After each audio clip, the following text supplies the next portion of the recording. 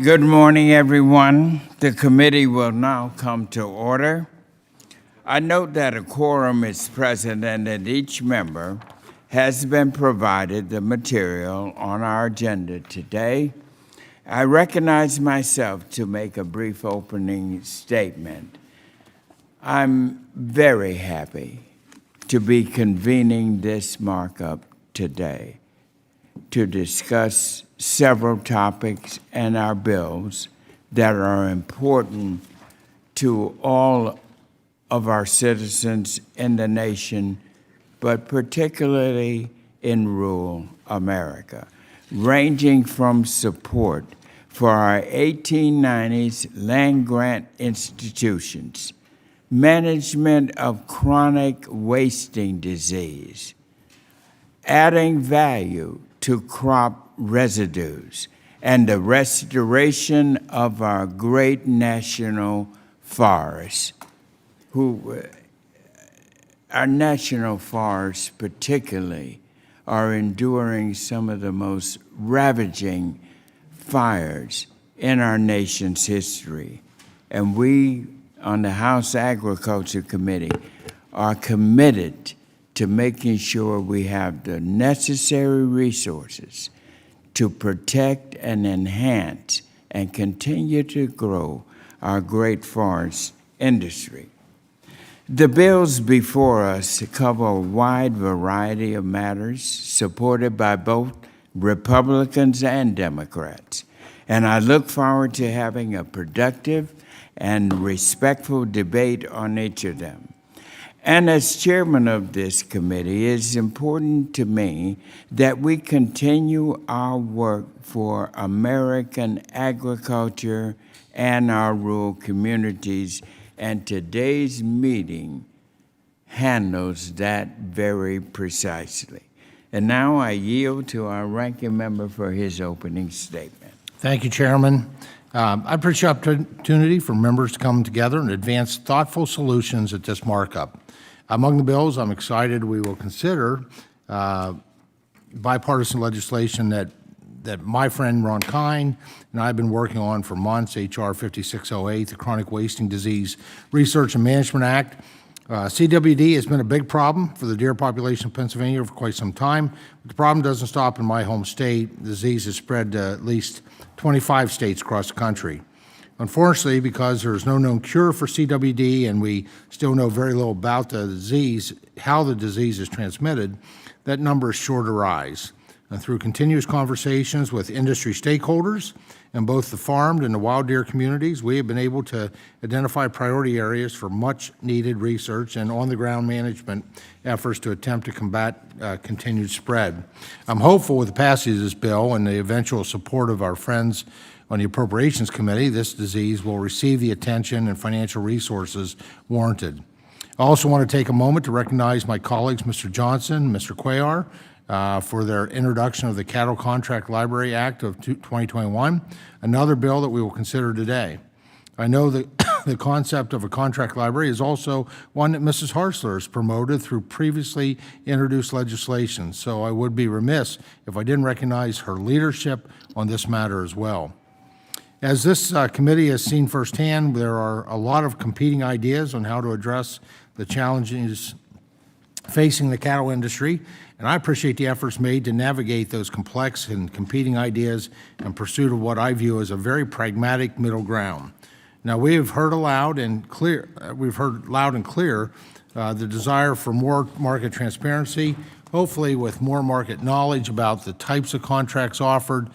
Producers stand a better chance of negotiating beneficial terms to sell their cattle. I will be supporting both these bills, not only because I support the policy, but also because each bill is a product of bipartisan member and staff level discussions, taking into account input from stakeholders and valuable technical feedback from USDA. There were other bills scheduled for this markup that, after appropriate vetting, were not deemed ready. Other bills, despite an expedited process with agencies and stakeholders, were found ready for markup. Mr. Chairman, I appreciate the bipartisan vetting that occurred on these bills, and I certainly hope this collaborative process will guide our future work. Mr. Chairman, I appreciate your passion for our 1890 institutions and your work to ensure scholarship programs exist to promote agriculture opportunities to a wide swath of students. Also pleased to learn that more than 685 students have benefited thus far. I genuinely look forward to learning more about their experience, their retention, and all that they've achieved and will achieve after a great education is completed. Without this information, I do question why we would move to make the program permanent, but as I said, I want to work with you, and I think there's an opportunity to work together and make certain your efforts, a pillar of your work, come to fruition. And I welcome ongoing conversations and your commitment to doing so. That said, I'll be supporting your bill before us today. I appreciate your work on this front, and I look forward to working together. So, Mr. Chairman, I again want to air my previous comments and ask for your commitment that this committee move to fulfill its obligation in oversight and implementation of the Farm Bill and address the many concerns of which our shared constituencies are pleading with us to provide wisdom and guidance. This committee should not remain in the crosshairs of the political theater that the rest of Washington seems to be swept into. And with that, Mr. Chairman, thank you so much, and I yield back. Well, thank you, Ranking Member, and I certainly deeply appreciate the kind and supportive words that you have shared this morning with the progress of making sure that we keep our 1890s Student Scholarship Program for the 1890s African American colleges and universities going forward. And it's so great that we have bipartisan support, and I want to say thank you for that. Now, the chair would request that other members submit their opening statements for the record. Without objection, the chair is authorized to declare a recess of the committee subject to the call of the chair at any point during this meeting.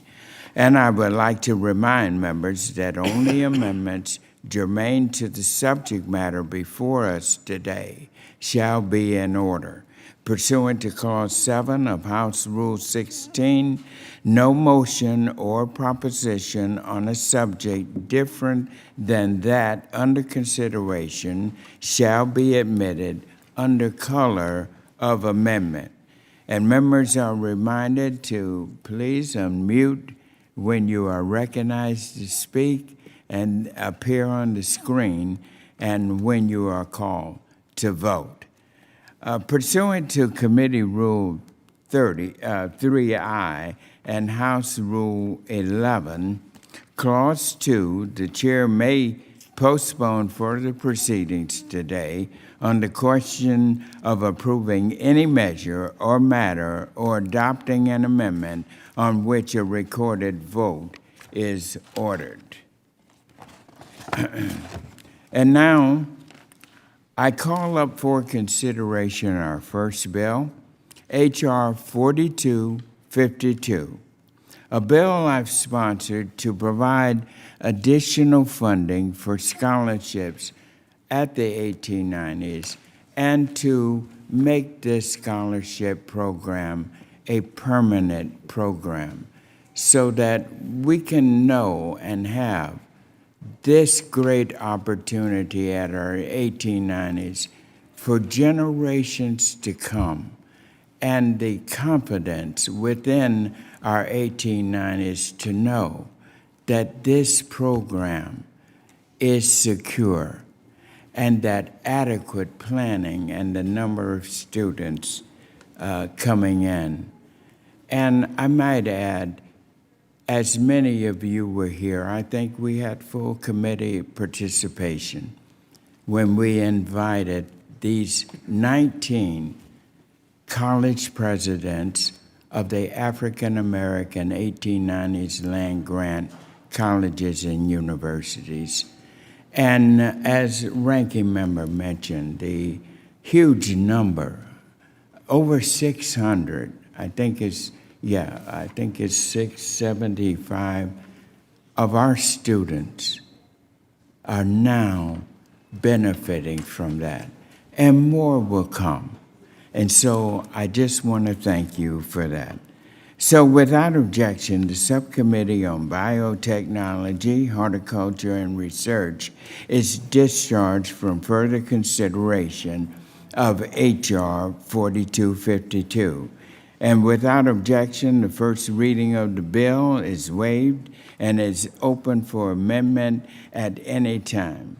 And now I recognize myself to offer an amendment in the nature of a substitute to H.R. 4252, which is now at the desk.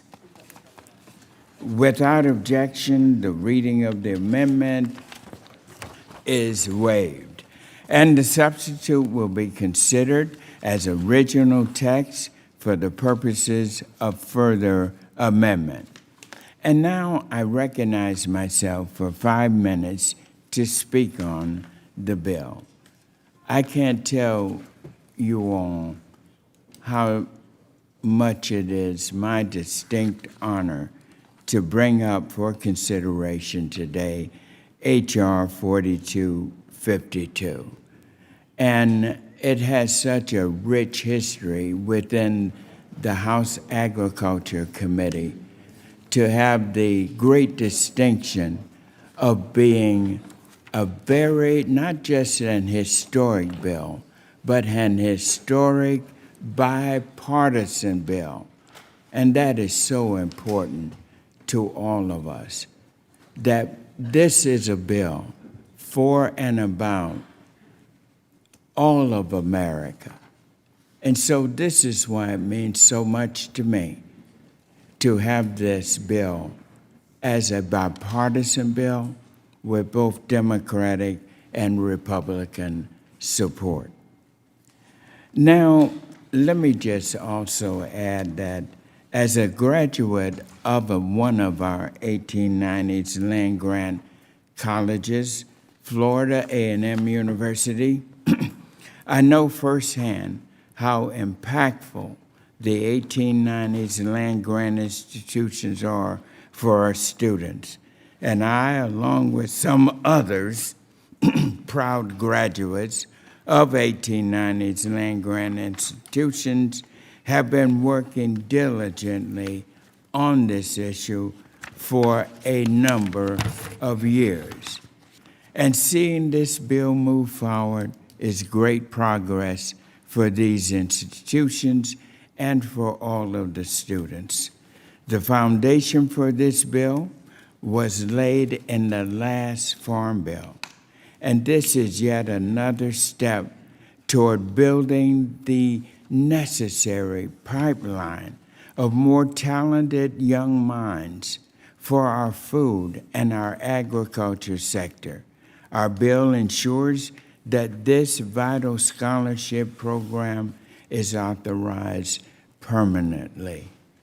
I urge my colleagues to support this important bill, and I look forward to your continued support as we push this bill out of this committee onto the floor of the House of Representatives, over to the Senate, and to the White House for the President's signature. This is the beginning of just a great moment in the history of our nation. And with that, I will yield to the ranking member. Oh.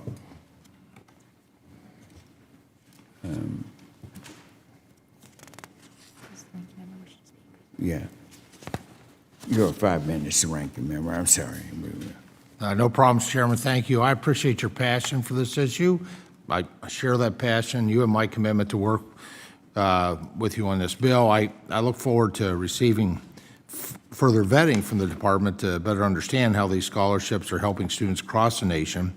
However, I will note that this makes permanent the scholarship program, in essence amending the 2018 Farm Bill provision without oversight or implementation updates. And I would ask, Mr. Chairman, with the support of all the members to join me as in ensuring that this committee returns to the business of oversight.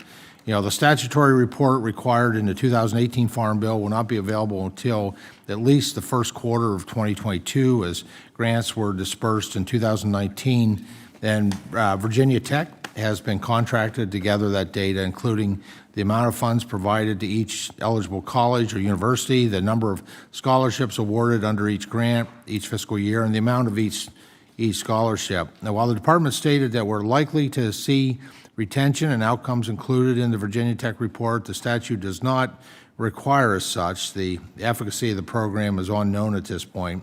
Now, I hope the department has encouraged Virginia Tech to compile this data. For those curious, ANS scored 0. The rescission and direct spending cancel one another out. And so while I hope to work with the chairman on improvements, I do support the bill and will vote favorably for it. With that, I yield back. Thank you very much. Now, before we begin with any amendments, does any other member wish to speak on the bill? Mr. Chairman. This is turn. Mr. Chairman, For what purpose does the gentleman from Massachusetts seek recognition? Mr. Chairman, I request to speak on the bill for 5 minutes. The gentleman is recognized for 5 minutes. Well, thank you, Mr. Chairman. And as an original co-sponsor of the bill, I want to speak in strong support of H.R. 4252. Moving this bill means now that we are taking action on a great idea at a great time. Quite frankly, I don't think that there is a single congressional district in the nation that hasn't benefited immeasurably from the contributions of 1890s graduates. While I am not as lucky as some of my colleagues who get to brag about 1890 institutions in their districts, I am still glad to throw my full endorsement behind the scholarship program. As members of the Agriculture Committee, we are charged with working to build a more just and resilient food system. That will require us to think holistically and creatively. We will finally need to recognize, for example, that food is a fundamental human right, that hunger is a political condition, and that our farmers can be our best stewards of the planet. To make that happen, we're going to need our best and brightest to continue pursuing careers in food and agriculture. I can guarantee you that this scholarship program has produced some of our best and brightest since its inception, which is why it is so critical that we permanently authorize the program. So I want to thank Chairman Scott for making this a priority at such a critical moment, particularly in the shadow of a pandemic that has laid bare the immense challenges that lie ahead. We should be doing everything we can to encourage young minds to take on these challenges, and this bill is a great step in the right direction, and I urge everybody on this committee to vote yes. I yield back. Thank you very much, Mr. McGovern. The gentleman yields back. Who else seeks recognition? The gentleman from Georgia. For what purpose does the gentleman from Georgia, Mr. Scott, seek recognition? Mr. Chairman, I move to strike the last word. The gentleman is recognized for 5 minutes. Thank you, Mr. Chairman, and I intend to support this piece of legislation. I do want to point out that one of the key provisions that you've put in here is that less than 4% of it can be used for administrative fees. So that ensures that the majority of it actually goes to the students and the scholarships. I think that's extremely important. I will tell you, I do wish that we had had a full committee hearing on this, because I would like to bring some people before the committee that have made some accusations about the United States. For example, the CEOs of Coke and Pepsi and Kellogg's and some of the others that wrote such a horrible letter a couple of months ago on Section 1005, and this is obviously coming from Section 1006, and I asked them, what are you doing for the historically black colleges and universities? And I do think that it would have been a good opportunity if we had had a full hearing to point out how little those Fortune 100 companies and Global 100 companies actually do to help the historically black colleges and universities. So I wish that we had had the full hearing to challenge the Coca-Colas and the Pepsis and the Kellogg's and the Nestle's of the world to join us in matching funds to support our HBCUs, and obviously they could do that if they wanted to at this stage. One of my concerns, and this is my ask of you, Mr. Chairman, as we move to make this permanent law, one of my primary concerns is that Title I is a temporary law that was written in the 40s. and every member of this committee knows that we can never allow the ag policy to move back to that. And so as we work to make this and other things permanent law, would you, as the chair of the committee, commit to work with us to make Title I and the things that are necessary for production agriculture permanent law as well?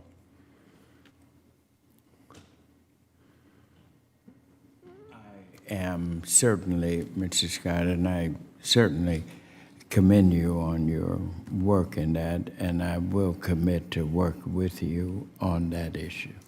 Thank you, Mr. Chairman. And again, I commend you for your passion on this. I commend you for the way the language is written. 4% overhead is the maximum that there is in there. This is a much better use of funds than Section 1006 was. And so I certainly intend to support the legislation. I appreciate your commitment to help us make Title I permanent law as well. And with that, I yield the remainder of my time. All right. Thank you. Now, Chairman yields back. Who else expects recognition? Mr. Bishop from Georgia. For what purpose does the gentleman seek recognition? I'd like to strike the last word, Mr. Chairman. Yes, the gentleman is recognized for 5 minutes. Thank you very much, Chairman Scott. I'm very grateful for your continued leadership in recognizing the immense and the positive impact that the 1890 land-grant colleges and universities have had over the last 130 years. And I'm proud to express my support for this legislation today, and I'm delighted that this is a bipartisan effort.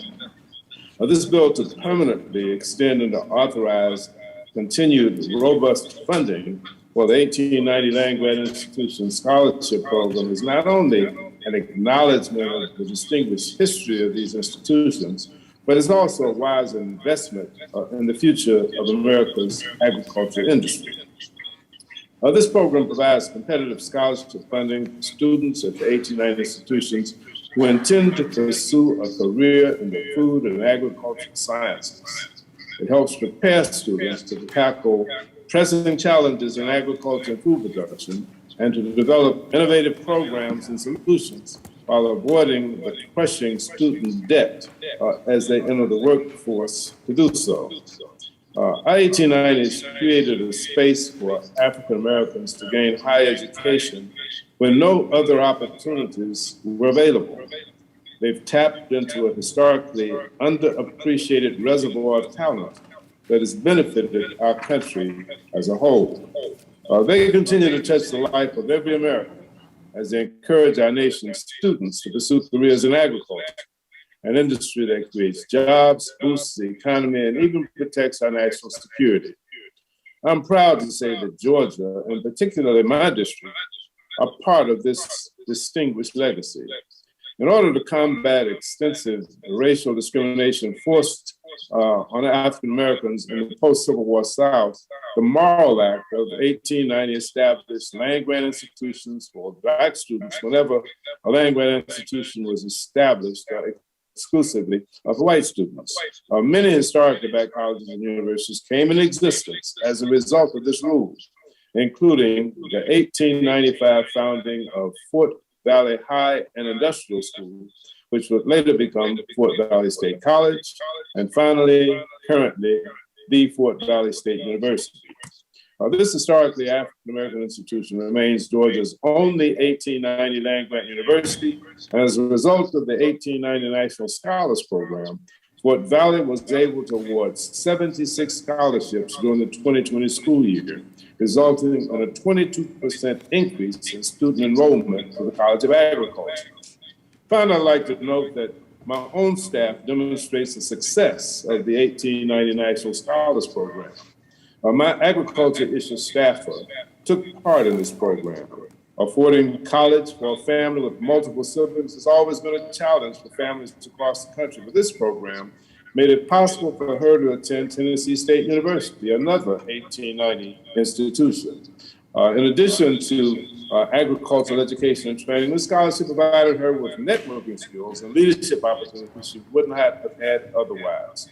And as a testament to the rich return on investment that we get from these programs, she served as president of a chapter of Minorities in Agriculture, Natural Resources, and Related Sciences, has cultivated a successful 20-year career with the USDA, and has gone forth to serve as a mentor to students and scholars who follow in her footsteps.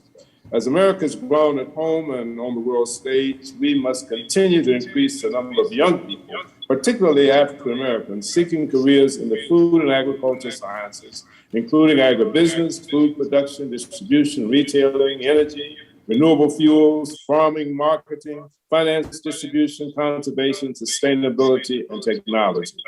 Taking this step forward together ensures that our country benefits from drawing on all communities, including traditionally underrepresented ones.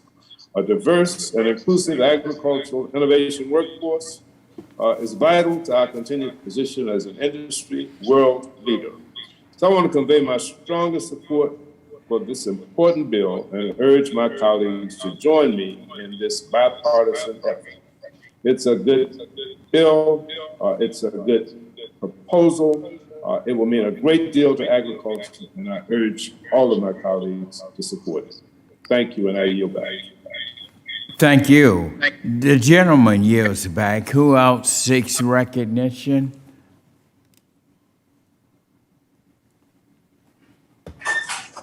Mr. Chairman, Mr. Acosta of California, you're recognized for 5 minutes. Thank you, Mr. Chairman. I move to strike the last word to speak on this very important pieces of legislation, H.R. 4252, for 1890 universities in America.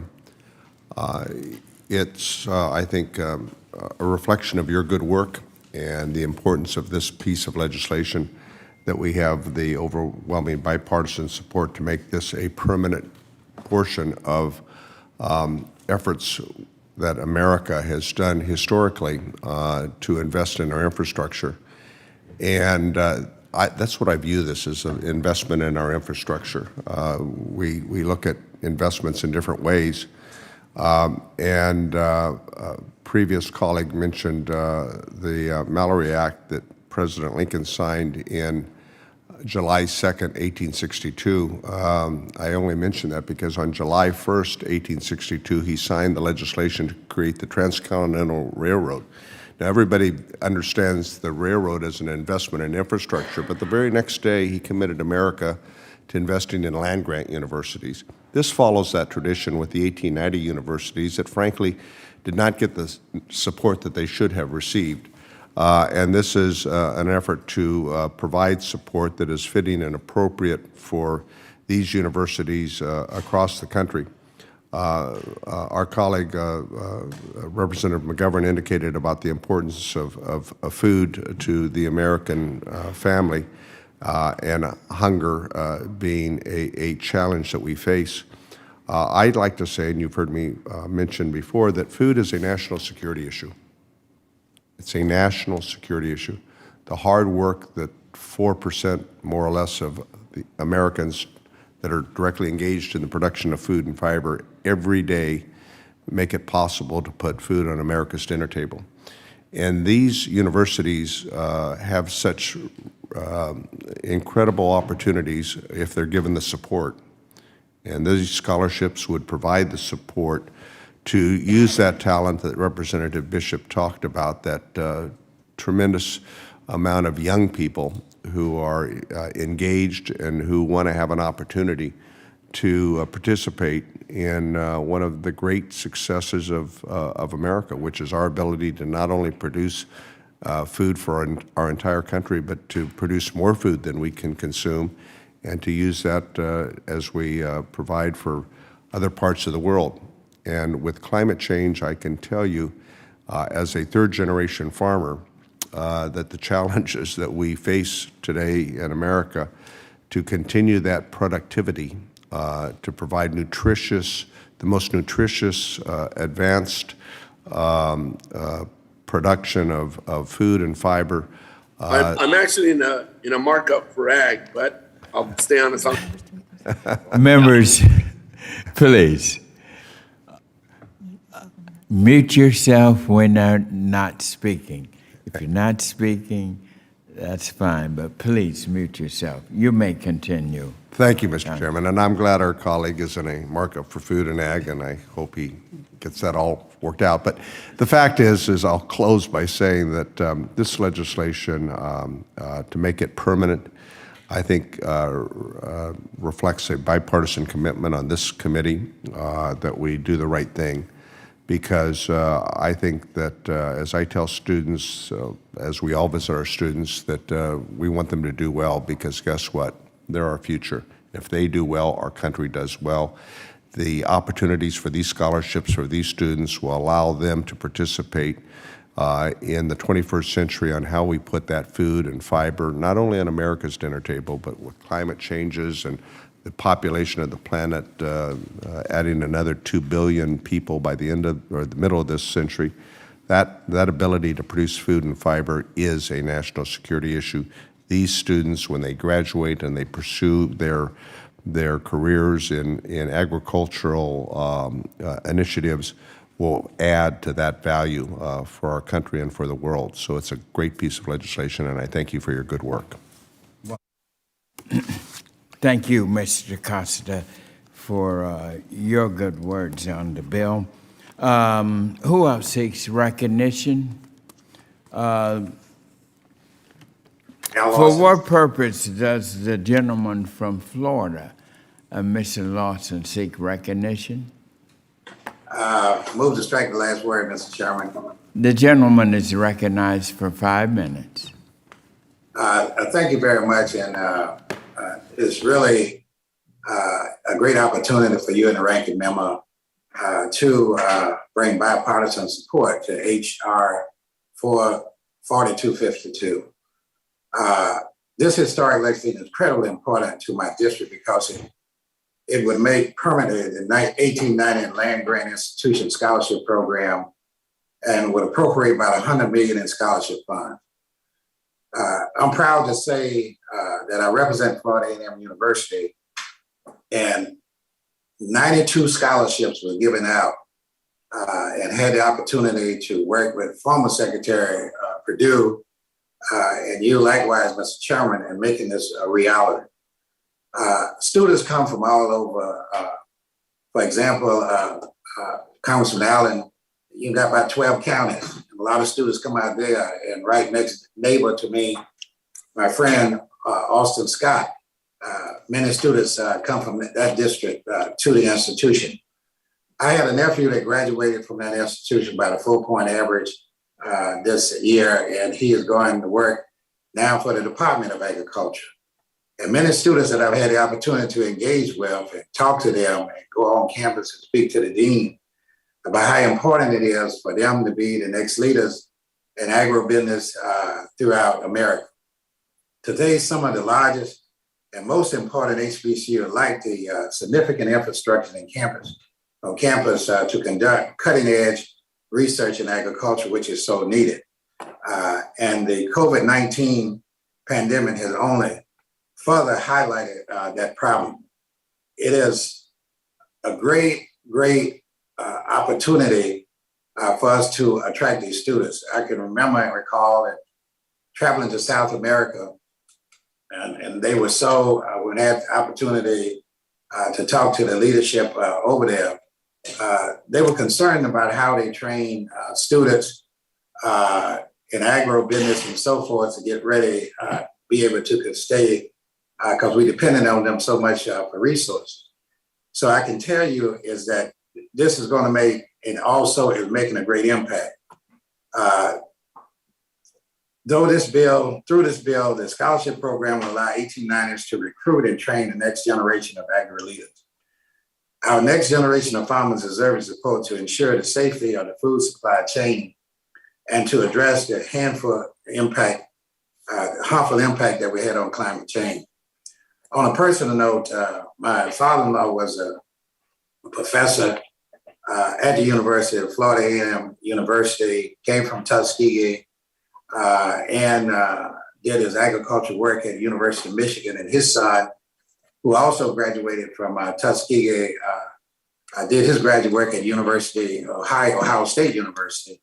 And both of them made a significant impact. I can tell you how proud, if he were today, to see what this program is going to do to really help students become leaders in agriculture and keep America where it should be at the forefront. And I'm telling you, it even making a very significant impact, not only in South Georgia, different place, but throughout the state of Florida in our agriculture union.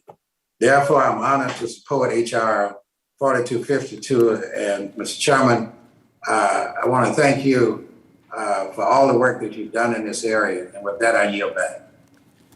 Thank you very much, Mr. Lawson. Who else seeks recognition? Hearing no further discussion, without objection, the committee will consider the whole amendment in the nature of a substitute, and it will be open for amendments at any point. Hearing no further amendments, the question now occurs on the reporting of the bill favorably to the House of Representatives. All those in favor of the bill say aye. Aye. Aye. Those opposed, no. In the opinion of the chair, the ayes have it, and the motion is agreed to. Mr. Chairman, Yes, I I recognize. request a recorded vote. A recorded vote has been requested. Further proceedings on this bill will be postponed. I now call up for consideration H.R.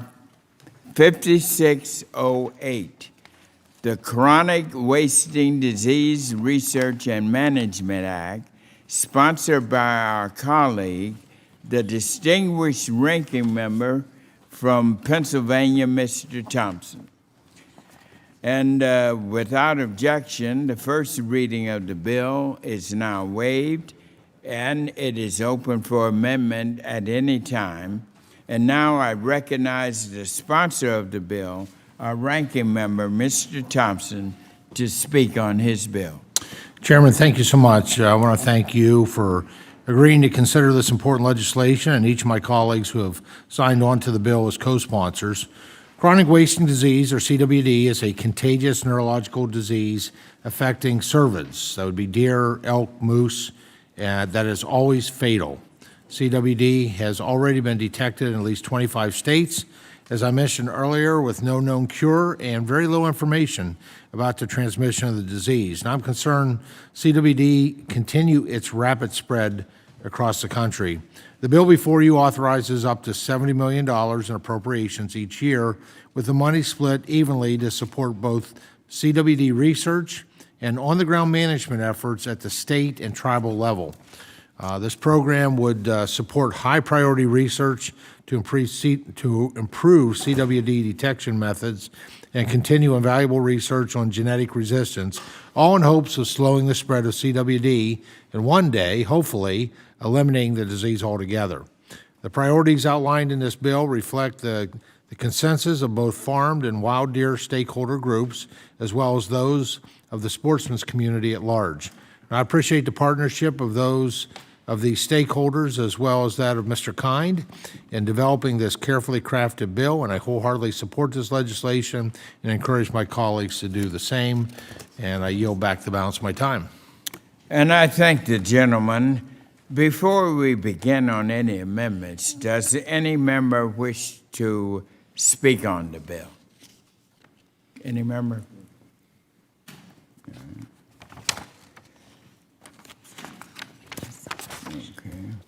Hearing no further discussion, without objection, H.R. 5608 is open for amendment at any point. Is there anybody seeking recognition for an amendment?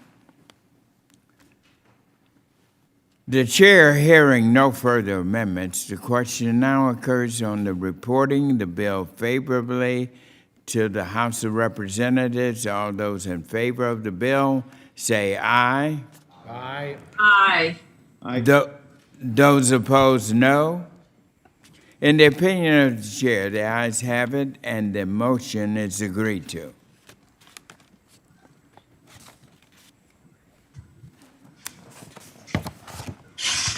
I now call up for consideration H.R. 3532, a resolution to require the Secretary of Agriculture to carry out a periodic wildfire assessment and for other purposes.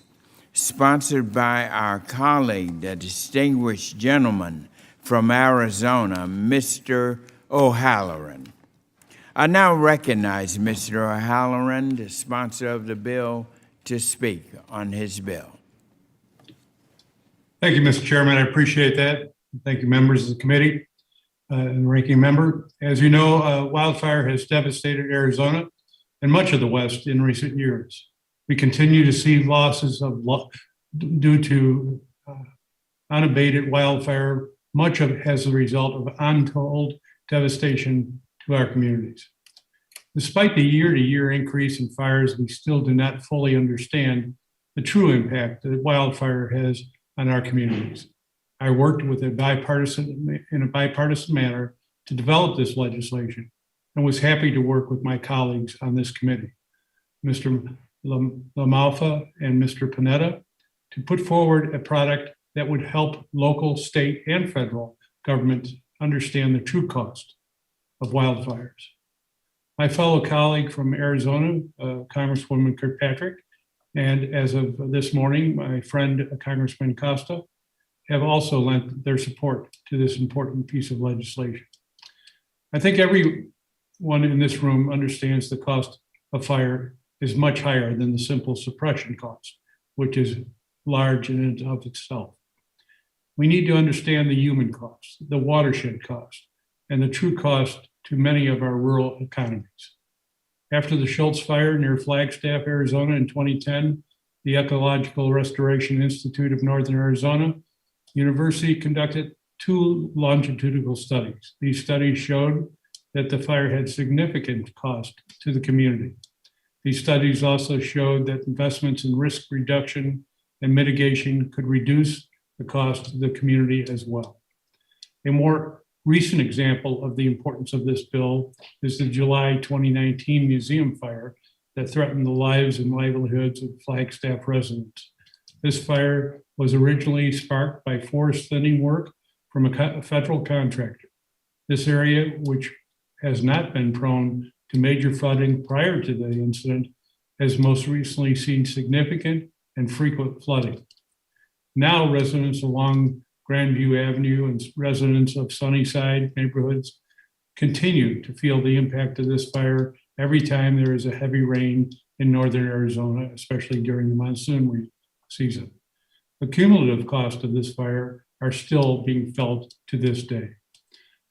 I'm frustrated by the late notice of the technical assistance we received from the Forest Service yesterday.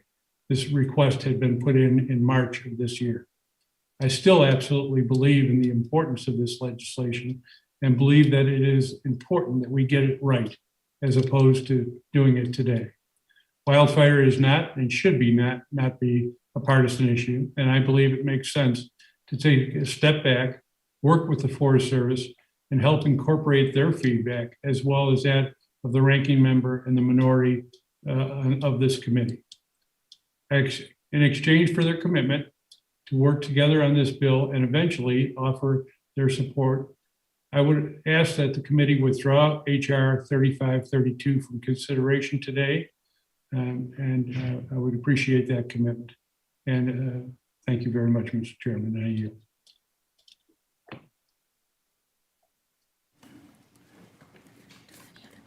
Does any other member wish to speak on the bill? Mr. Chairman, Yes. I move to strike the last word. You're recognized for 5 minutes, Mr. Costa. I want to thank Representative O'Halloran for this important legislation of which I'm a co-sponsor. We had last year's subcommittee hearing with that has the jurisdiction over the U.S. Forest Service, and had learned that the forest management plan has not been updated in a long time period. And I think this legislation would help really highlight the impacts, especially in the western states that have been devastated over the last 5 years with extreme drought conditions. Fire has been a constant. As a matter of fact, we say now in California that we no longer have a fire season, we have a fire year. And the impacts and lives lost in dislocation and the economic impacts have been in the billions and billions of dollars. And clearly we need to get a handle on this. This legislation would produce a report 2 years after the date of enactment and every 5 years thereafter, would detail direct and indirect costs of wildfires and who has the burden and the cost. Each report would be compared to the preceding report. The bottom line, in my view, is that for decades now, we've done a poor job in managing our forests. And this is not to point finger or to lay blame. It has run through a number of administrations, Republican and Democratic alike. We tend to put a lot of money in the Forest Service's budget to do fire suppression, a lot less money for forest management. The two are directly related. And I believe that if we did a better job in our forest management and address these impacts as we learn a much better way to manage our forests, not only would we reduce the amount of fires that take place, we'd have an ability to control them to a much greater degree. And the University of California at Merced that I represent is doing some very innovative research. And in California, by the way, 61% of our forests is owned by the federal government. To that, when you reduce the growth and the brush, that we do a better job of maintaining our snowpack that translates into water that is used, especially during these extreme drought conditions. With excessive vegetation, that water is consumed and therefore it can't be used for the other more important purposes, in my view, which would be for human needs, for the other production of food and fiber, and also it would have an overall environmental benefit. So this legislation, were it to become law, would, I think, require the U.S. Forest Service to get a better handle on the needs between forest management and fire suppression and how we do a better job going forward. This is something that I think is not only in the interest in western states, but throughout the country. And so I therefore commend the author for his efforts on the legislation and support the bill wholeheartedly and ask for the committee for an aye vote. I yield back the balance of my time. Thank you very much, Mr. Costa. And now I recognize myself for just a brief moment. This work by Mr. O'Halloran is very important. He's been at a very strong leadership position on our western border to deal with these ravaging forest fires. And I commend him for his excellent work on that and certainly appreciate the ranking member working with him.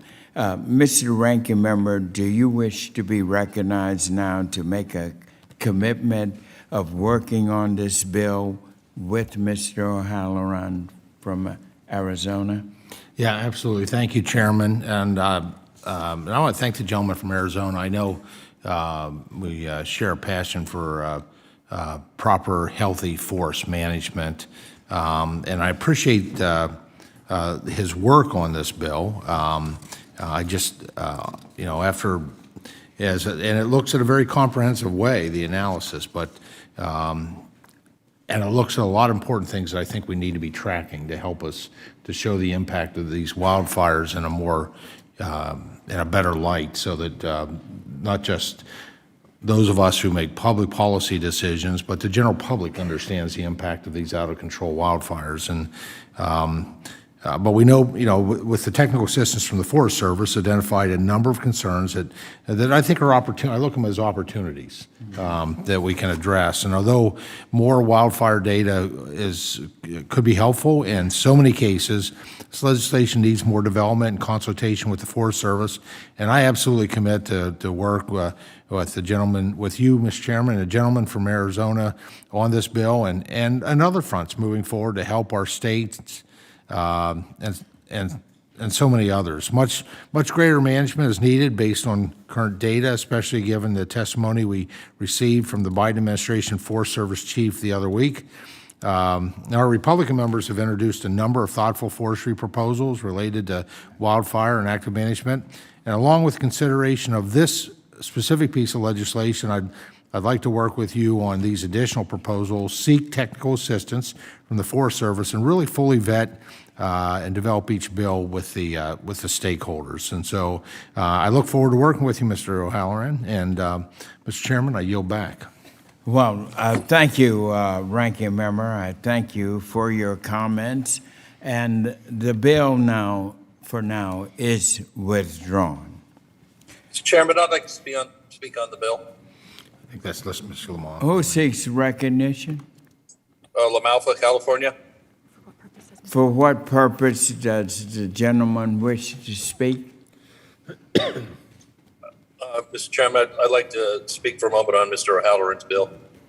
The gentleman is recognized for 5 minutes. Thank you, Mr. Chairman. And I'll thank you to also Mr. O'Halloran for HR 3532. I think it's very important that the Forest Service documents indeed what are the costs of wildfire and general of the lands it's supposed to be taking care of. And so I would share frustration, I think, with the author. I don't want to speak for him, but I know this bill was introduced some time ago, and only yesterday do we get 6 points from the Forest Service talking about all the reasons it's going to be so difficult in order to have a cost accountability for wildfire and what the value of forest lands that are burned.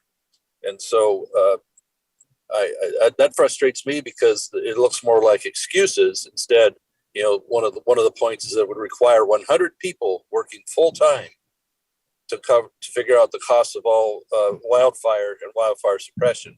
How in the world did they get 100 people into a building to figure out the cost of this? And if that's what it takes, then why don't they scale back to something that's a little closer to a good estimate? And on private concerns, it wouldn't be that difficult. And so, it's just like it's more of a way to say no towards the accountability that they should be having built in all along anyway, if they're going to be charged with taking care of these lands.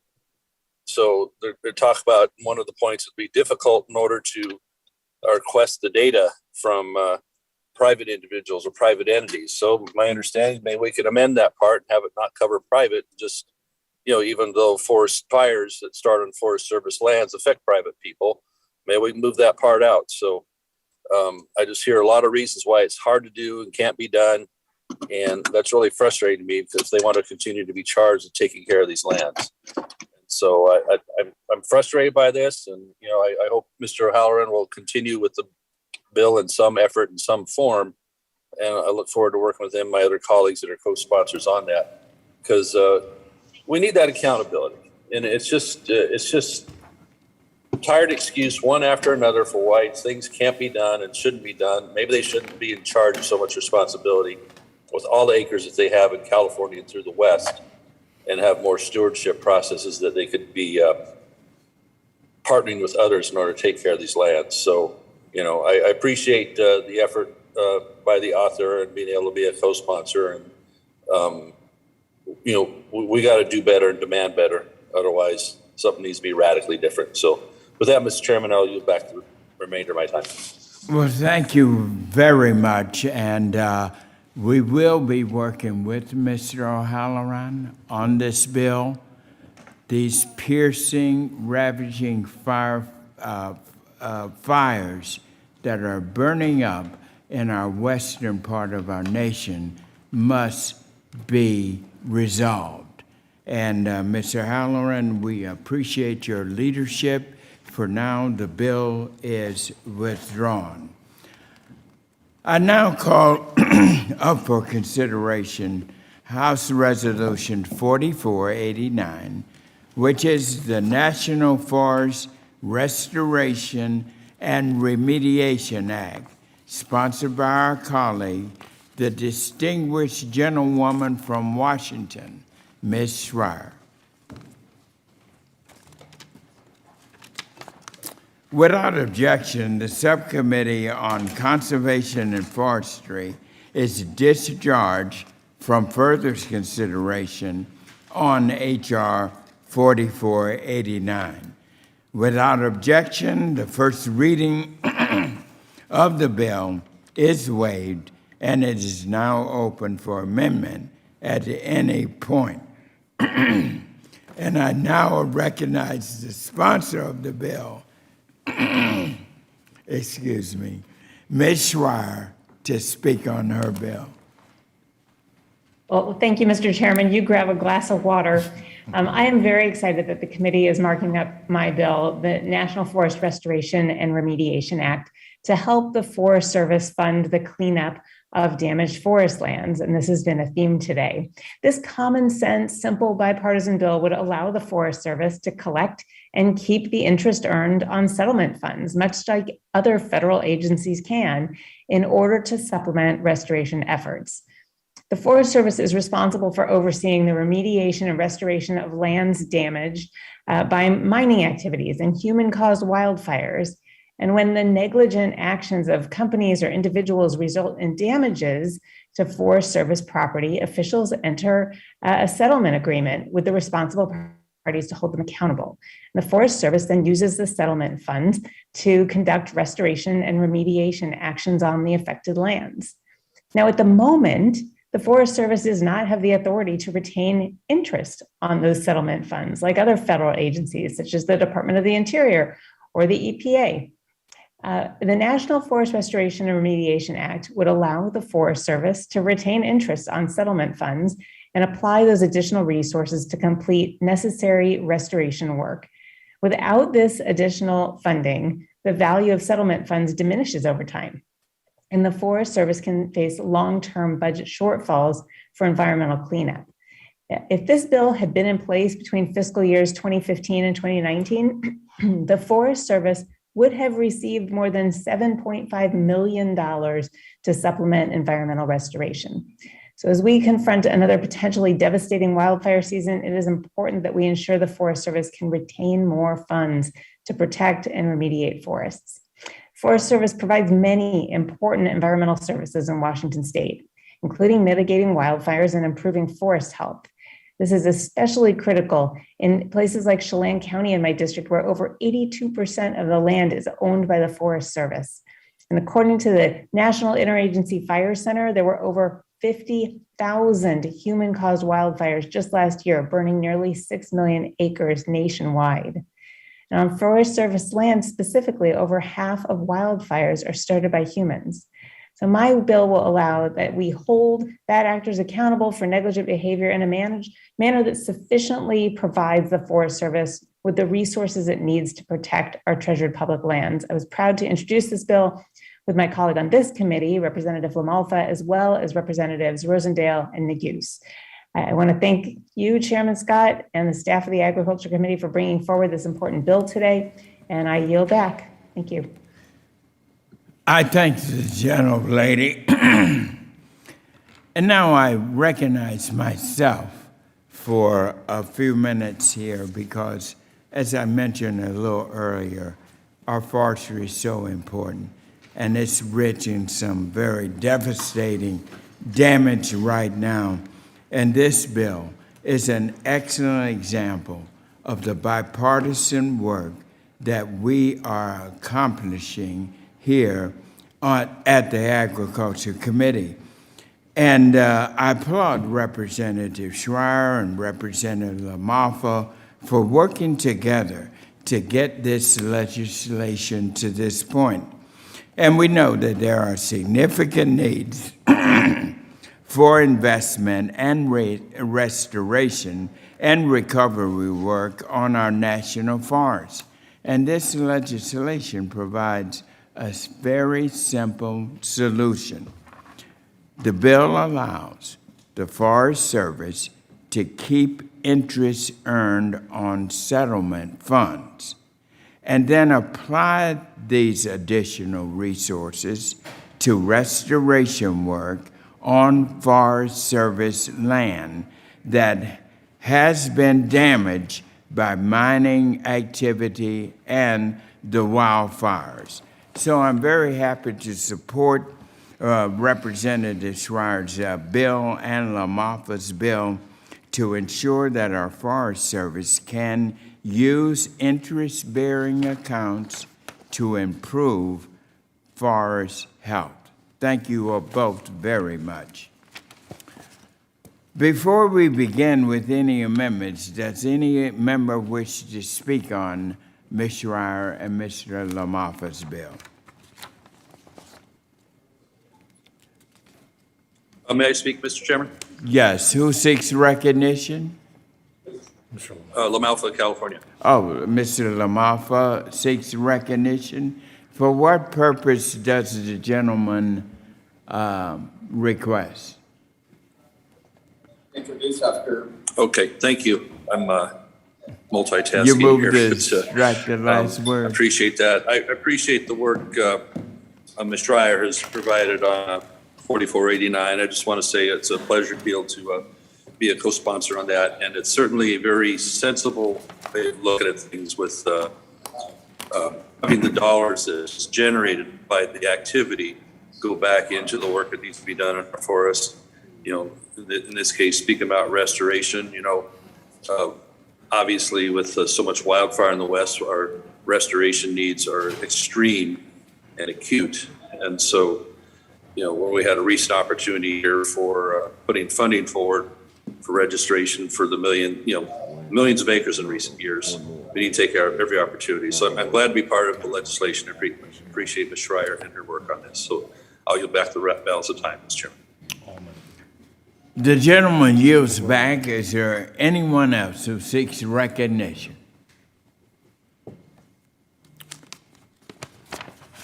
Hearing no further discussions, without objection, H.R. 4489 is now open for amendment at any point.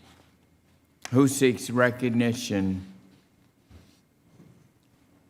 Hearing no further amendments, the question now occurs on reporting the bill favorably to the House. All those in favor of the bill say aye.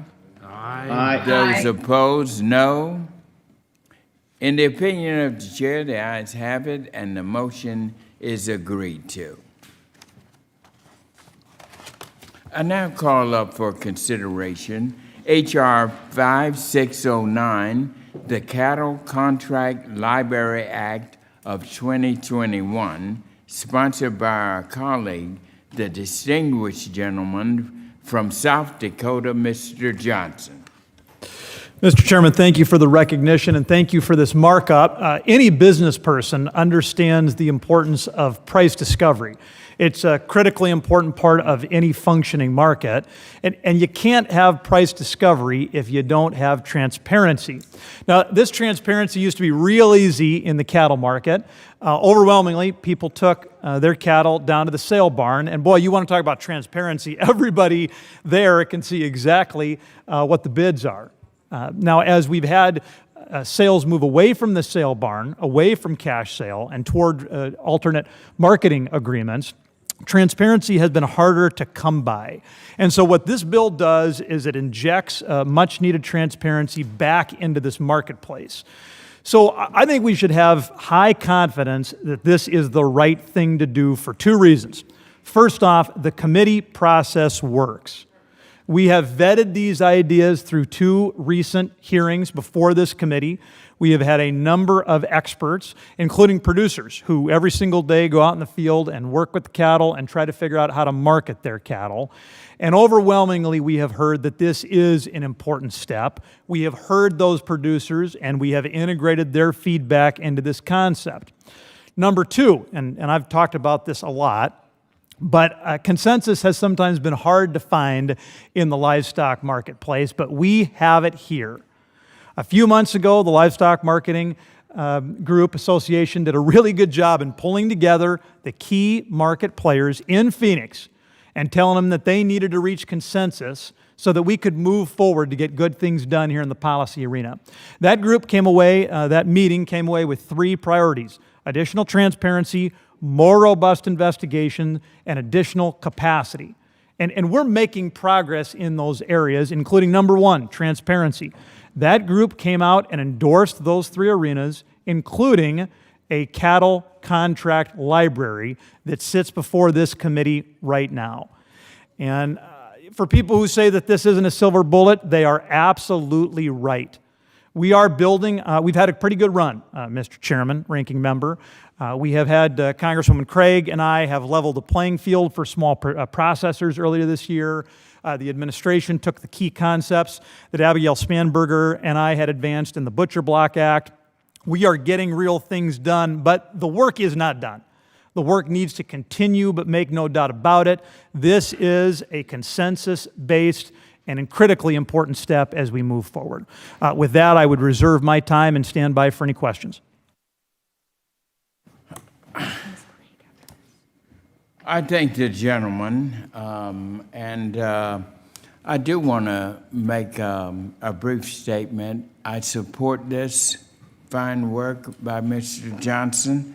As you all may remember, at our recent livestock hearing, it was very clear that few cattle market policies enjoy complete consensus. And one of the consensus is that we do not want livestock mandatory reporting to expire. And I have a bill, as many of you know, H.R. 5290, that takes care of extending this program for 1 year. Mr. Johnson's bill is very important, and I support it wholeheartedly. Without objection, the first reading of the bill is waived. And now, before we begin on amendments, if there are any, is there any other member that wishes to speak on Mr. Johnson's bill?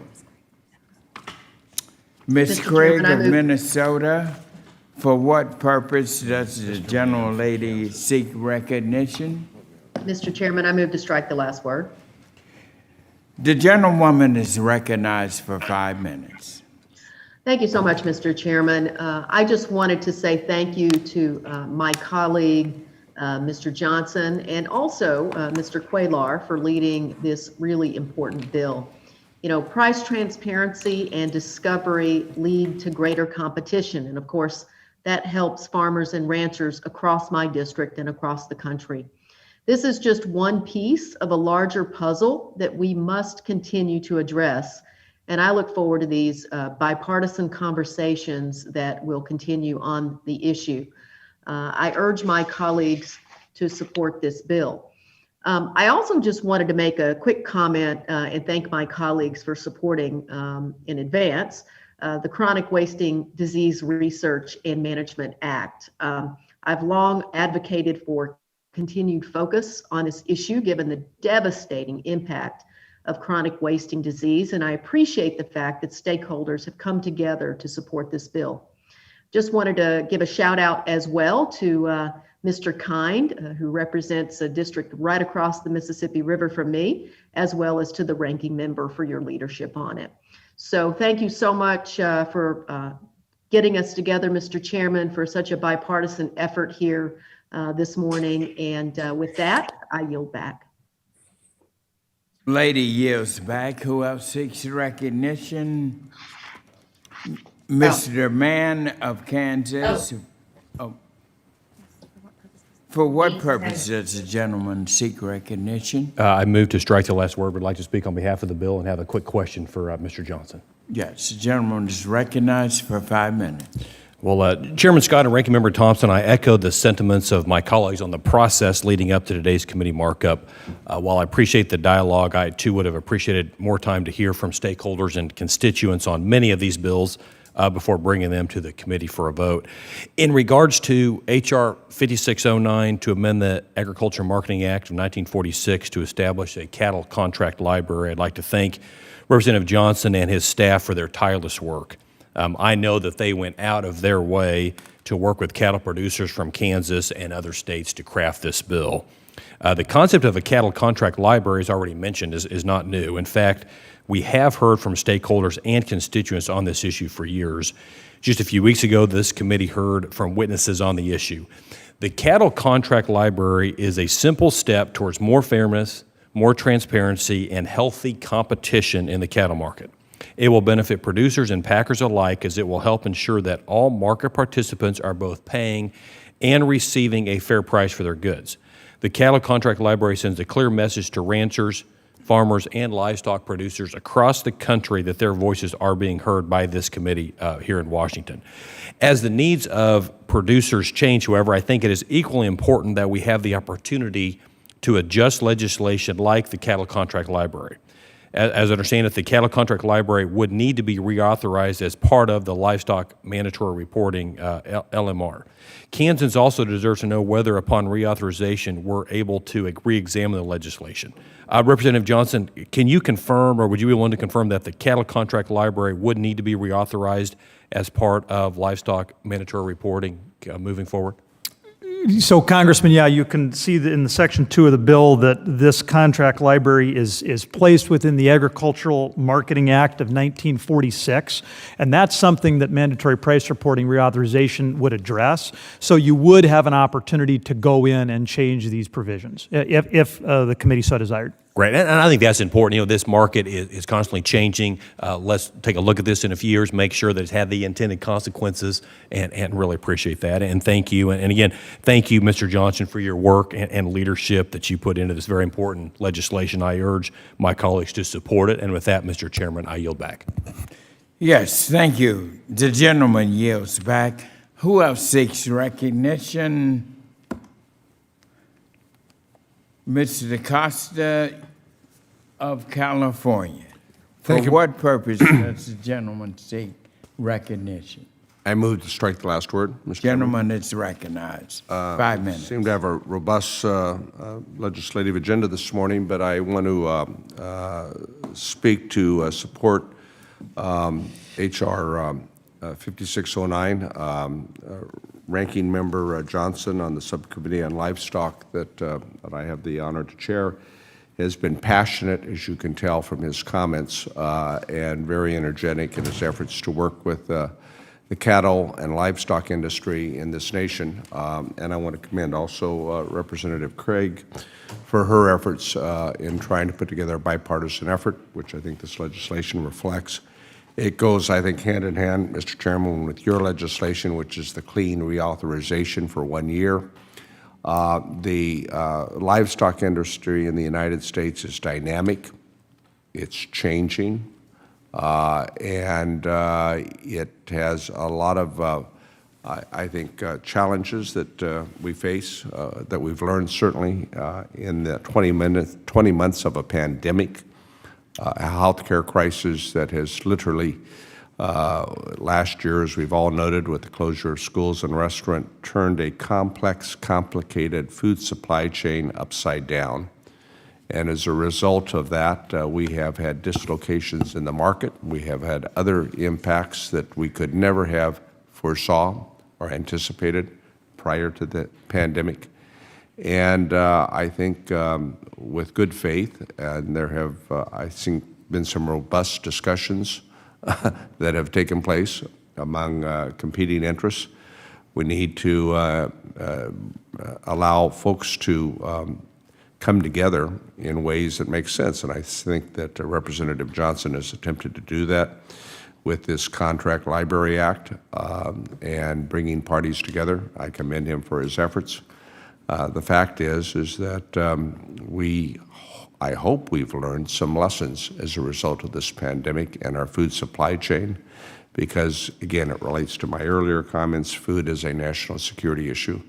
And the fact is that I think we need to continue to look on ways in which we can ensure that people in the cattle business, and I have had family members that have been associated with it for decades, reflect the needs that a consuming public has in this country to ensure that we get the finest product available at effective costs, consumer costs, point costs, and that we ensure that that supply chain remains robust and competitive and transparent, as the representative indicated in his opening comments. Transparency, I think, is a critical factor in all of this.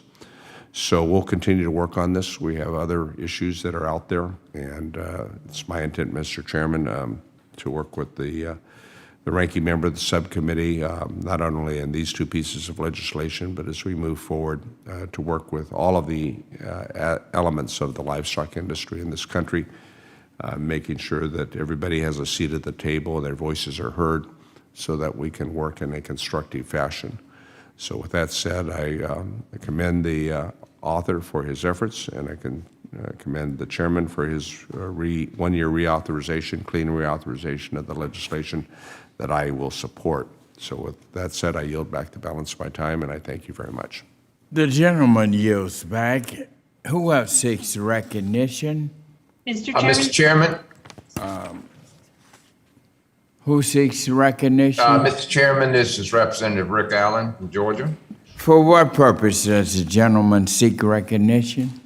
I would like to make a few comments about the legislation we're conducting here. Gentleman is recognized for 5 minutes. Thank you, Mr. Chairman. Obviously, of course, we had a hearing on this recently, but there needs to be a lot more transparency in the price discovery process in the livestock industry. There is a lot of disagreement on what producers are receiving for the on their behalf versus what the packers are receiving on their side. And so, we did this in the swine industry a few years ago. It seems to have improved to that. But I, certainly think and look forward to monitoring the cattle markets after this bill is signed into law to see if this bill provides adequate protection for our farmers to ensure they're not being scammed in the marketplace. And with that, I yield back. The gentleman yields back. Thank you, Mr. Chairman. Thank the gentleman. Mr. Chairman. For who seeks recognition? This is Spanberger from Virginia. For what purpose does the gentlelady seek recognition? Mr. Chairman, I move to strike the last word. You're recognized for 5 minutes. Thank you, Mr. Chairman. I rise today in support of the Cattle Contract Library Act. I was thrilled that my friend and colleague, Representative Dusty Johnson, introduced this legislation following up on the hearing this committee held earlier this month. Cattle producers have faced many challenges related to weather conditions, supply chain issues, and volatile market conditions over the past few years, and I have heard these concerns directly from Central Virginia's livestock producers. From the testimonies heard before this committee, it's clear that our livestock and cattle industry would be best served by greater transparency in the market. Competition, price discovery, and transparency are desperately needed and are good for the functioning of any marketplace. The concept behind this bill is not new. USDA and Congress have already recognized the value of contract libraries in the context of the pork industry, and this committee has already heard testimony from several voices in the cattle industry asking the same concept be applied to the sale of cattle. This legislation is common sense, and I am proud to be an original co-sponsor of the Cattle Contract Library Act. I'm also thankful to my colleague, Rep. Johnson, for introducing this legislation, and I urge my colleagues on the committee to vote yes on passage of this bill in the markup and on the floor of the House. Thank you, Mr. Chairman, and I yield back. The gentlewoman yields back. Is there anyone else who seeks recognition? Hearing no further discussion without objections, H.R. 5609 is open for amendment at any point. Is any member wish to make an amendment? Hearing no further amendments, the question now occurs on reporting the bill favorably to the House. All those in favor of the bill say aye. Aye. Those opposed, no. In the opinion of the chair, the ayes have it and the motion is agreed to. I now call up for consideration H.R. 5589, the Pyrolysis Innovation Grants Act, sponsored by our colleague, the distinguished gentleman from California, Mr. Harder. Without objection, the first reading of the bill is waived, and it is open for amendments at any point. I now recognize myself to offer an amendment in the nature of a substitute to H.R. 5589, which is at the desk.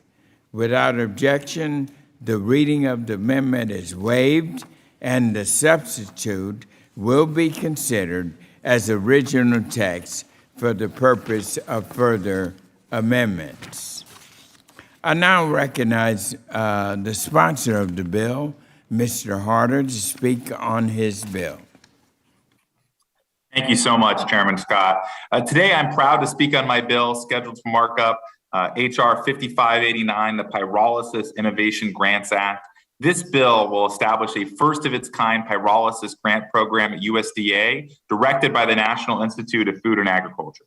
Specifically, it funds at least 10 pilot projects that will fight greenhouse gas emissions by turning tree nut byproducts, like almond shells, into higher-value biocarbon products like fuels and biochar. This, in turn, will help create new, green, high-paying jobs while keeping our air clean and our soil fertile.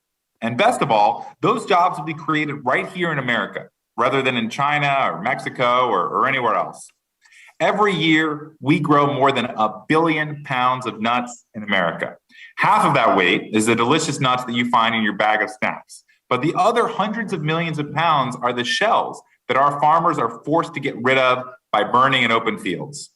Burning those shells injects smoke in our air, costs our farmers money, and does no good for anybody. So this bill funds projects that use a process called pyrolysis that turns those nutshells into everything from fuel for our cars to nutrients for our soil. Now, we don't have to get into the science, but I will tell you about the incredible impact that this is going to have on agricultural communities like mine. If you're the almond or pistachio farmer living down the street from me in Turlock, pyrolysis means you can sell your shells for profit, opening up a brand new stream of revenue for your business. It turns something that costs you money into something that makes you money. If you're a worker looking for a better paying job, pyrolysis means you can get one of thousands of new jobs this technology will create. I've toured the plants that are doing this work in the Central Valley right now, and I know our workers will see an incredible return on the investment in this bill. If you're a kid growing up with childhood asthma, just like I did, pyrolysis means farmers are no longer burning shells and creating smoke close to where you live or where you go to school. It means one day you might be able to put that inhaler down for good. And if you're a parent worried about the kind of planet you're leaving to your kids, pyrolysis means we have another tool in our toolbox to fight climate change in ag communities like ours. It's a win for farmers, a win for workers, a win for kids, and a win for anybody who cares about our planet. And here's the best part. You can't ship 500 million pounds of nutshells to China. So our communities right here in America will reap the rewards for investments in this tech 10 and 100 times over. Investments in pyrolysis have support for environmentalists and ag groups alike. Now it's the time that we come together and get it done.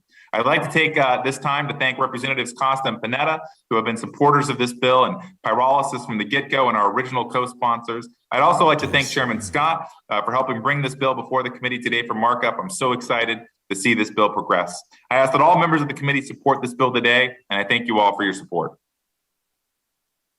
I thank you, gentlemen. And before we begin with any possible amendments, Does any other member wish to speak on the bill? Mr. Chairman. Who seeks recognition? Mr. Chairman, as ranking member, I seek to speak on the bill. All right.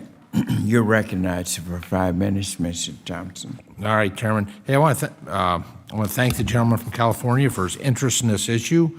If the intent of this bill is to conduct research on the use of pyrolysis on agricultural products, USDA currently can conduct both the intramural and extramural research on this topic, making a new competitive grant program unnecessary. In fact, the Agricultural Research Service currently has 3 research projects in California specifically focused on the use of this process on tree nut byproducts. NIFA also has competitive grant programs like the Agriculture and Food Research Initiative and the Specialty Crop Research Initiative that currently fund research on the use of pyrolysis on tree nut byproducts. And if the intent of this bill is to fund the equipment needed to use pyrolysis on agricultural byproducts, there are programs that would be better equipped to handle this issue, like EQIP. With that said, I look forward to working into the future with Representative Harder's office to figure out the need here and to ensure that the actual need that's out there is solved through this bill. And with that, I yield back. Who else seeks recognition? Mr. Chairman, Yes. Representative Baird from Indiana. Mr. Barrett, for what purpose does the gentleman seek recognition? Well, I think the ranking member made an interesting observation about having some of these projects already underway in other areas. But anyway, this technology really decomposes the organic material like biomass, and we have a lot of that in agriculture. And so I think there's an opportunity here if we conduct the appropriate research in order to develop another source of energy and to also provide the opportunity to dispose of byproducts at the present time. So I've long had an interest in the bioproducts, and this bill really presents a unique opportunity to come together and figure out how to best proceed. I'm excited that NIFA and our ARS have undertaken projects in this space, and it shows there's a willingness to either enhance those projects or to add to them. So I do have some reservation, about setting up a new grant program at the department when it's already underway. So, Mr. Harder, I welcome your commitment to work together to make this bill work as intended, and I hope that we can do so that we do not duplicate the current efforts at the department. And with that, I yield back.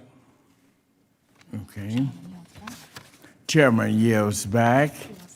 Who else seeks recognition? Mr. Chairman, this is Congressman Rick Allen. For what purpose does the gentleman seek recognition? I move to strike the last word. Gentleman is recognized for 5 minutes. Mr. Chairman, we're already doing this in Georgia. In fact, it's extensive with our peanut shells, and we're compressing that and shipping it to Europe for clean burning fuel for their power generating plants. So I look forward to working with the gentleman from California so that, again, this technology is already available. It's out there. We're doing it right now. We're shipping it out of the Port of Savannah. But I'll be glad to work with the gentleman from California on how we're doing that in those markets that are available to farmers across the nation. As far as any need for additional grant money, like I said, I think, again, this technology is already there.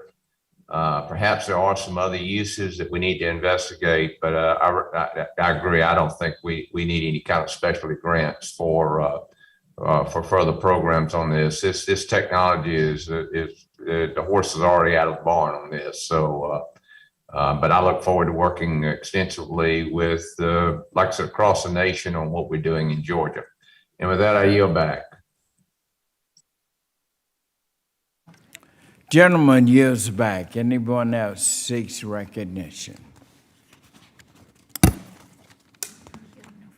Hearing no further requests, without question, the committee will consider now the whole amendment and the nature of a substitute. And does anyone seek recognition? All right.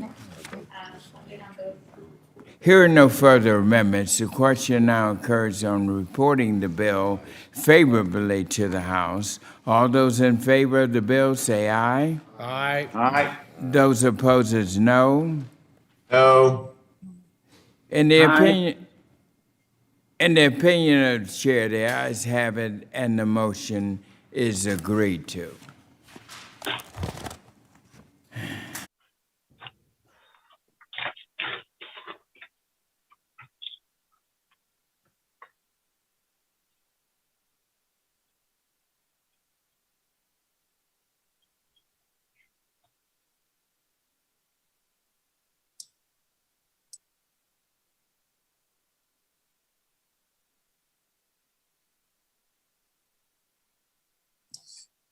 Okay.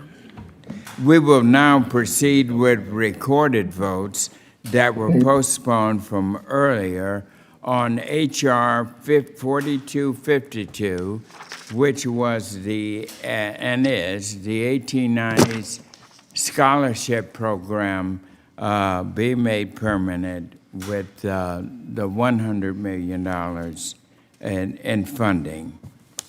And the question now occurs on the reporting of the bill out favorably to the House. Madam Clerk, will you please call the roll? Mr. Chairman. Aye.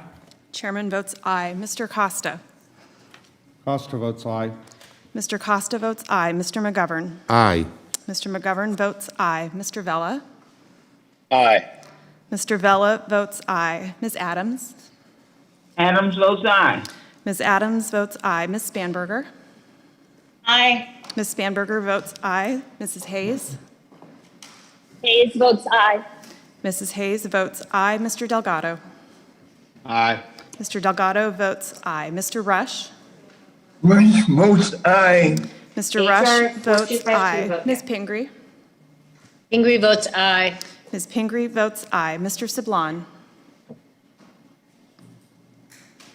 Mr. Sablon. Ms. Custer. Custer votes aye. Ms. Custer votes aye. Ms. Bustos. Bustos votes aye. Ms. Bustos votes aye. Mr. Maloney. Mr. Maloney. Aye. Mr. Maloney votes aye. Ms. Plaskett.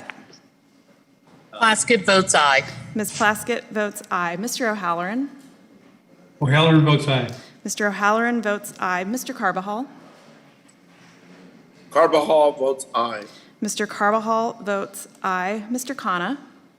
Aye. Mr. Khanna votes aye. Mr. Lawson. Mr. Lawson votes aye. Mr. Lawson votes aye. Mr. Correa. Correa votes aye. Mr. Correa votes aye. Ms. Craig. Craig of Minnesota votes aye. Ms. Craig votes aye. Mr. Harder. Aye. Mr. Harder votes aye. Mrs. Axney. Axney votes aye. Mrs. Axney votes aye. Ms. Schreier. Schreier votes aye. Ms. Schreier votes aye. Mr. Panetta. Panetta, aye. Mr. Panetta votes aye. Mrs. Kirkpatrick. Mrs. Kirkpatrick. Mr. Bishop. Mr. Bishop votes aye. Mr. Bishop votes aye. Mr. Thompson. Mr. Thompson votes aye. Mr. Austin Scott. Aye. Mr. Austin Scott votes aye. Mr. Crawford. Aye. Mr. Crawford votes aye. Mr. Desjardins. Aye. Mr. Desjardins votes aye. Mrs. Hartzler.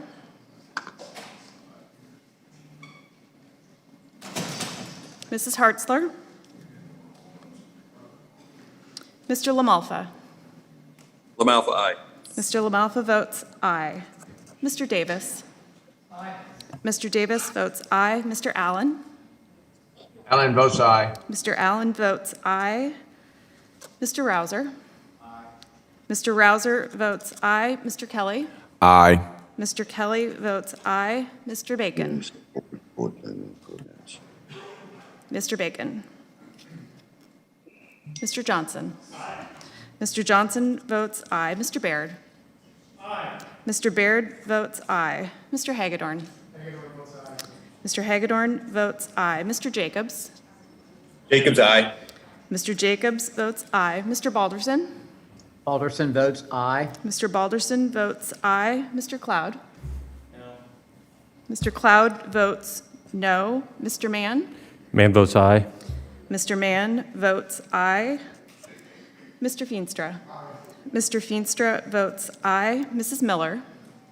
Miller votes no. Mrs. Miller votes no. Mr. Moore. Mr. Moore votes aye. Mrs. Kamick. Mrs. Kamick votes aye. Mrs. Fishbach. No. Mrs. Fishbach votes no. Ms. Letlow. Letlow votes aye. Ms. Letlow votes aye. Mr. Sablon. Sablon votes aye.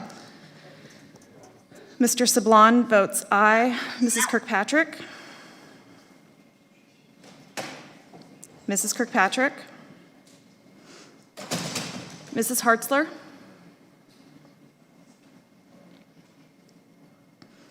Mrs. Hartzler. Mr. Bacon.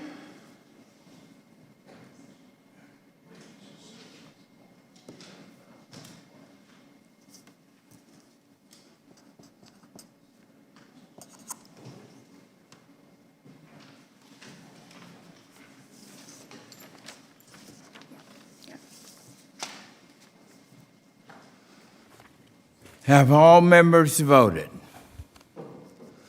Does any member wish to change his or her vote? If not, the clerk will report.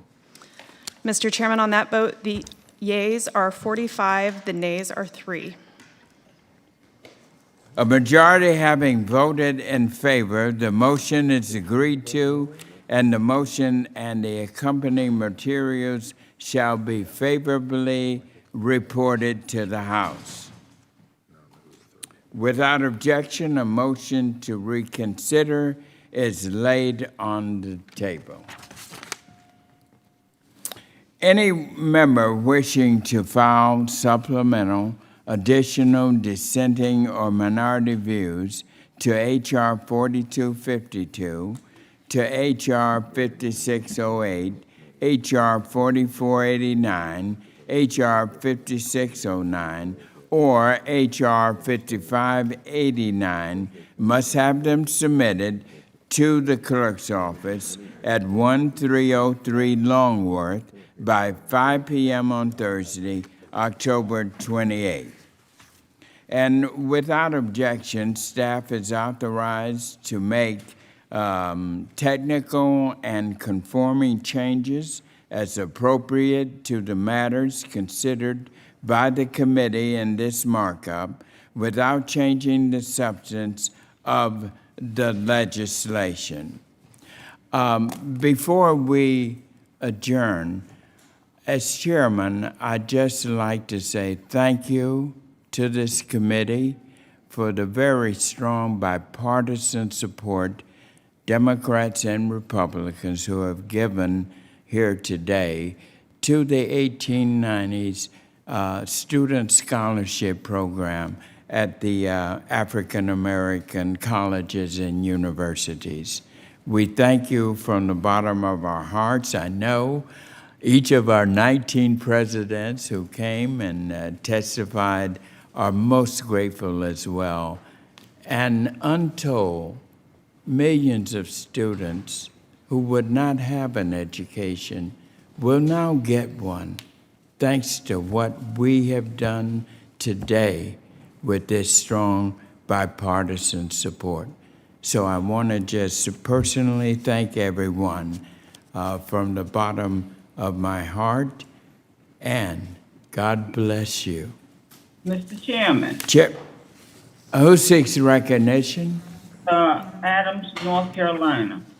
Oh, the gentle lady, vice chair of our committee. You're recognized. Thank you, Mr. Chairman. I was on a flight and I wasn't able to get off the comment, but I just want to add my word of thanks and appreciation to the committee for the support for our 1890s. Certainly, I know that our presidents and our chancellors are grateful, and certainly our students are going to benefit. And I want to thank you, Mr. Chairman, for bringing it forward. I just had to add my 2 cents, and thank you for allowing me to do that. Well, it's my pleasure. And as our chairman of our HBCU's caucus, I know you're deeply proud as well and speak for all of us. So thank everybody. And any member, this concludes today's business meeting. Again, I thank all members, and this meeting is now adjourned. Thank you.